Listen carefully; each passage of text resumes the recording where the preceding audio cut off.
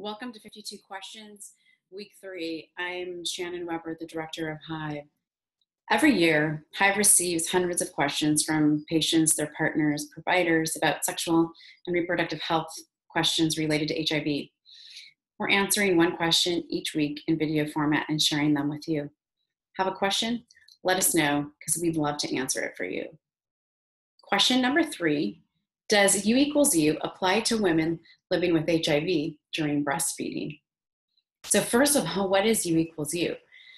The Prevention Access Campaign began in the summer of 2016 and is now a growing worldwide movement of researchers, activists, advocates, and clinicians that has a consensus statement signed by the CDC and 550 organizations in 17 countries.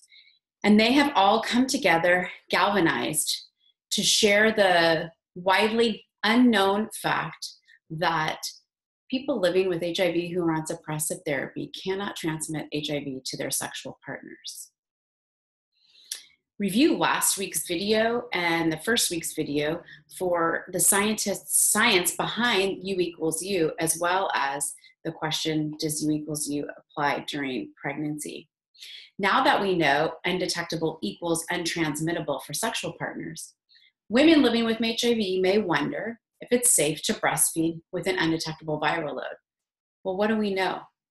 Well, we have heaps of data about the prevention of sexual HIV transmission with suppressive antiretroviral therapy, and there is compelling data that supports the perinatal HIV transmission success that includes antiretrovirals for the mom and infant, avoidance of breastfeeding, all of this, of course, after diagnosis. We don't have the same types of conclusive data about preventing HIV through breastfeeding.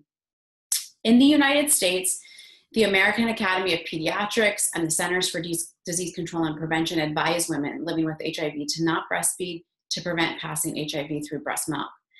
Please note that the recommendations on breastfeeding are different in countries without access to clean water and the ability to pay for, prepare, and store infant formula safely. And if you'd like more information about the global breastfeeding guidelines or the guidelines for your country, please check out the WHO.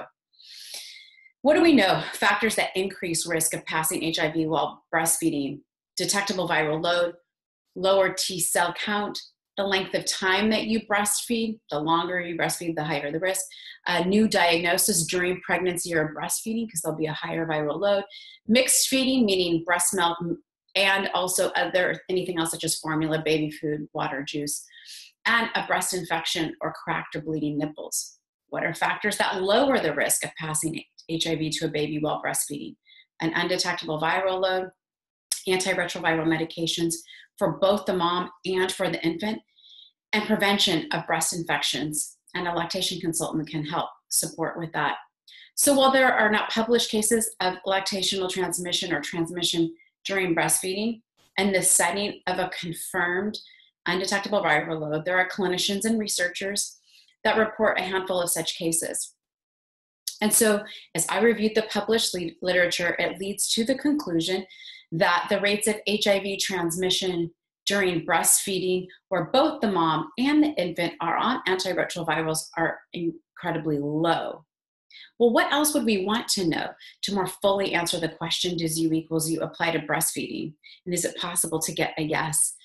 We need to know more about what impacts HIV transmission during breastfeeding. Is it more the inflammation that might occur in a woman's breast or milk duct, or is it more the inflammation or disturbance that might happen in the baby's gut and any residual HIV that might be absorbed? What role does the mixed feeding play or not? And probably one of the biggest factors that we have yet to fully understand is how to best serve women during the postpartum period, which is when they are breastfeeding. Women living with HIV are typically after they deliver, as are all women, very focused on their infant. And many women are therefore less engaged in their own care. And we see many women who have viral load rebounds even when they've been formerly undetectable. So what's next?